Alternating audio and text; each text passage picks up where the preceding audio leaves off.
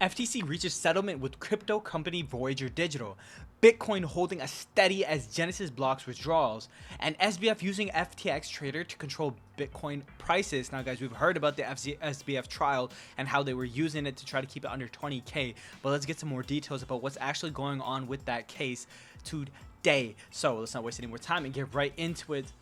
Next posted by CryptoT at CryptoT_. Gary Gensler doesn't want to approve the Bitcoin spot ETFs because it could collapse the entire banking system. 94% of all Bitcoins have not moved in the last month. 80% haven't moved in the past 6 months. The for sale supply is extremely scarce. When SEC approves the ETFs, a bidding war will start for the Bitcoin available for sale. These asset managers will have over $20 trillion, and trying to allocate a small percentage to Bitcoin will cause the price to skyrocket. This price surge on the stock market will onboard mainstream investors into Bitcoin. Everyone knows once you learn about Bitcoin, you understand the need for self-custody and why owning Bitcoin ETF is stupid. These new investors will inevitably start to withdraw money from their bank accounts to buy real Bitcoin to self-custody. Here's where things get messy. US banks have a 0% reserve requirement since 2020. Most banks are only holding 5% to 15% of customer deposits. If people start withdrawing their money to buy Bitcoin, it could cause a bank run like we've never seen before. The government would need to start printing money to pay people out, causing more inflation, further increasing the need for Bitcoin. So it's kind of like a snowball effect that might just occur here. We will have to see. So here you go, reserve requirements. As announced on March 15, 2020, the board reduced the reserve requirements ratio to 0%. Effective March 26, 2020, this action eliminated reserve requirements for all depository institutions, meaning banks no longer need to have any money to hold your money, which is crazy. And that's just, why cryptocurrency exists. Glock Lesnar, I love that name. Shout out Brock Lesnar, but shout out to Glock Lesnar as well. Bitcoin is only going up. It's a matter of time. I agree with you. Vincent Van Coda had to say, actually, the ETF will ensure that the banks get their fair share. Also remember that while you are buying Bitcoin, the seller receives fiat, and guess where they will put the proceeds of this sale? Yep, a bank. Is that absolutely true? We have to see. I mean, maybe as of right now it's true, but hopefully it doesn't go like that in the future. The next tweet we have here is from Bitcoin News at bitcoinnews.com. Just in, with only 10 days before the vote, pro hashtag Bitcoin Argentina flag. Argentine presidential candidate Javier Milei is surging ahead in the polls. Eyeball and praise emoji or raising hands. Do you guys like when I say the emojis? I kind of like saying it. It's kind of funny to me, regardless. Anyways, let's take a look at this picture right here.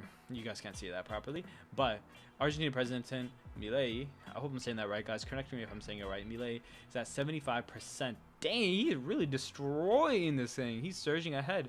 So I'm not sure exactly what his ruling or policies are with Bitcoin. I assume it's some sort of collaboration to implement it for some sort of transactional market within Argentina. Hopefully this will help Argentina stabilize their finances as well as help out Bitcoin.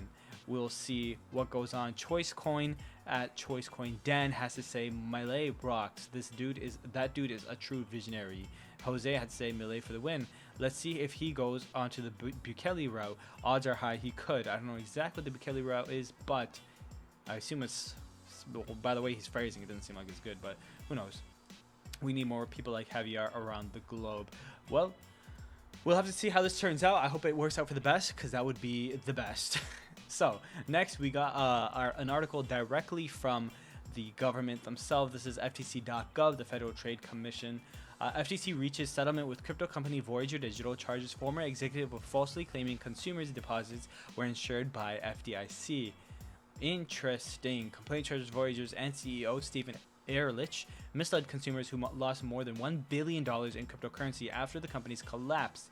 So let's get into it. So the Federal Trade Commission announced a settlement with bankrupt crypto company Voyager that will permanently ban it from handling consumer assets, and it's filing a suit against its former CEO Stephen Ehrlich for falsely claiming that customers' accounts were insured by the Federal Deposit Insurance Corporation and were safe even as the company was approaching an eventual bankruptcy. The complaint also named Stephen Ehrlich's wife Francine Ehrlich as a relief defendant. In the federal court complaint, the FTC charges that former at least 2018 until it declared bankruptcy in July 2022. Voyager used promises that consumer deposits would be safe to entice them to hand over the funds. When the company failed, consumers lost access to significant assets they had saved, including ongoing salary deposits, college tuition funds, and down payments for their homes, according to the complaint, which notes that consumers were locked out of their cash accounts for more than a month and lost more than $1 billion in crypto assets. This is absolutely crazy, and it's really sad to see this happening in the cryptocurrency world. I mean, this is just a disgrace for us. When people scheme and navigate this stuff like this, it's absolutely depressing, and this is the kind of stuff that goes on that causes stuff like the SEC with the Ripple case to go on, you know, stuff like this. It's sad, and like, you know, you look at SBF case, it's absolutely sad, really depressing when people are like just blatantly lying and being abusive like this. Next article we have here is the Bitcoin holding steady as Genesis blocks withdrawal. Let's get right into it. Cryptocurrency broker Genesis has reportedly suspended withdrawals. Bitcoin, the largest cryptocurrency, has remained stable, currently trading at $26,591 according to CoinGecko data. Genesis settlement improvement. The move that comes after the U.S. bankruptcy court for the Southern District of New York approved a settlement agreement between Genesis and the FTX entities. This agreement resolves a dispute in which Genesis will pay $175 million to FTX. However, this settlement has not been without controversy. Various objections were raised, including by an ad hoc group of Genesis lenders and the Gemini Trust Company. Nevertheless, after several hearings and deliberations, the court granted the motion in favor of the settlement, overruling all objections. In mid-September, Genesis officially stopped all its cryptocurrency trading services, a decision stemming from the severe impacts of the Three Arrows Capital and FTX collapses on the company. As reported by U.Today, Genesis initially halted withdrawals for its digital assets lending unit back in November 2022. Earlier this year, Genesis trading pruned through roughly a third of its staff due to its financial and legal problems. Guys, this is really upsetting to see. I hope Genesis somehow figures it out, but it doesn't seem like they are. We'll see what happens, guys. We will definitely see what happens. The last article we have today is about SBF. Did SBF really use FTX traders Bitcoin to keep Bitcoin price under 20K? So in case you guys don't know what's going on, SBF, Sam something Friedman, absolutely cheated out a lot of people and was selling customer assets without their knowledge, which is really bad, really illegal, and really wrong, as you can see here in this depiction. Love this. So you see Sam right here is stuffing a coin into his bag. It's so sad to see. So, as a trial of the former FTX CEO SBF Bankman-Fried, new testimony paints a picture of potential market manipulation. This week, Caroline Ellison, former CEO of affiliated firm Alameda Research, reportedly told the court that Bankman-Fried asked her to sell Bitcoin should its spot price reached 20,000. This was done using FTX customer funds, which neither had the right to deploy. Very interesting. Here we can see the tweet. On 9/5, the post-indictment restraining order was unsealed, showing the U.S. targeting accounts in Goldman, SoFi, First Republic, etc. Here. AUSA, what was Celsius? Ellison, a crypto lending desk. AUSA, what are these? Ellison had to say, notes from a conversation with Sam. I wrote, keep selling Bitcoin if it's over 20,000. AUSA had to say, you wrote, FTX may rise. What does that mean? Ellison responded, raise capital by selling equity to get more money to investors like MSB and the Saudi prince. Absolutely interesting. We'll see how this plays out and what connections come through with this. So during the bull run of 2021, BTC USD still reached an all-time high of 69,000, but at the time predictions called for much larger numbers. Among those were the then popular stock-to-flow Bitcoin price model, the creator of which, the pseudonyms entity known as Plan B, gave a Bitcoin price target of up to $288,000 during the current halving cycle. After Bitcoin reached these levels, S2F and Plan B himself both saw considerable public criticism. While Plan B continues to give optimistic outlooks on where Bitcoin is headed, the SBF debacle is fast becoming a source of amusement on social media.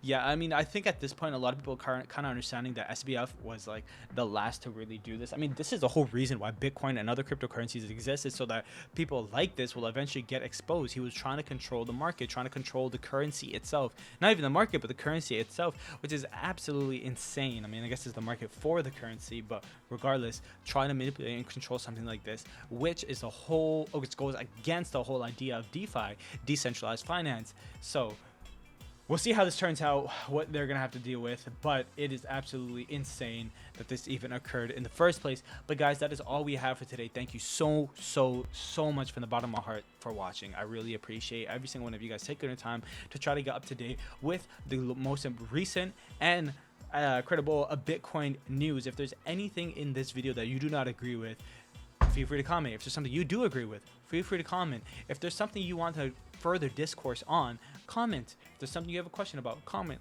Talk to me, guys. Let's build a community here. We can really use each other to learn. I was saying in a few other videos, and I've talked about this a lot, it's about cultivating the environment versus cultivating a niche, right? When you're cultivating your environment, you're going to allow the stage, allow the demographic, allow the pie that you're trying to get a cut of to increase. Everybody's going to get a bigger share, guys. We need to make sure we're working together. It's the best. This is the best outcome for everybody and everybody here.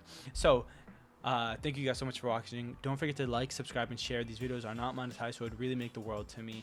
And yeah, till the next video, I hope you guys have a great day and good luck trading. See ya.